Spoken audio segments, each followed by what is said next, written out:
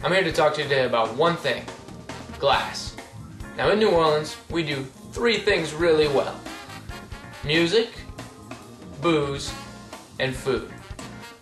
These are the three staples of our economy, and as a byproduct of this, we consume a lot of glass. Now, what happens with this glass? Most of it ends up in the dump because we don't have a very good recycling system. So we consume and then we throw away. And that doesn't end up in the dump, ends up on the ground. And we see it everywhere. We see it in the streets, we see it in the parks, we see it on the sidewalks. Waste management professionals estimate that glass takes about 1 million years to decompose. So essentially, it's here forever. So I thought that I'd ask a group of friends of mine to collect glass for a month to see how much glass we actually consume. During the month of October, I collected 11 items of glass. This month, I collected 20 glass bottles. 19. I collected 18 glass items this month. We collected 33 glass items this month. 55. My roommates and I, we collected 79 glass items during the month of October.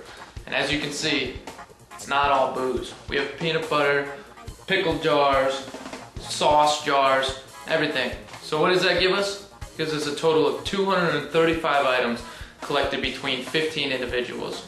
That's a lot of glass items. And where does it all end up? The dump. Okay, so let's do some math.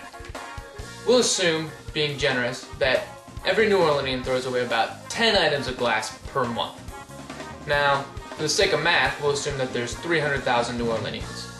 So you take the 300,000 New Orleanians, multiply them by the 10 items of glass they throw away per month, and that gives us about 3 million items of glass that end up in the landfill every month. So going back to what the waste management professionals estimate it takes glass to decompose, being 1 million years, and multiplying that 1 million years by the 3 million items that we've thrown away this month, that's 3 trillion years of decomposition that we have thrown away in 1 month. That's a lot of time. For most New Orleanians, recycling is not an option. It's not convenient and it's not affordable. And for a low-income community, that means no recycling because the trash company is going to come and pick it up for us and the recycling company's not. So what are our options?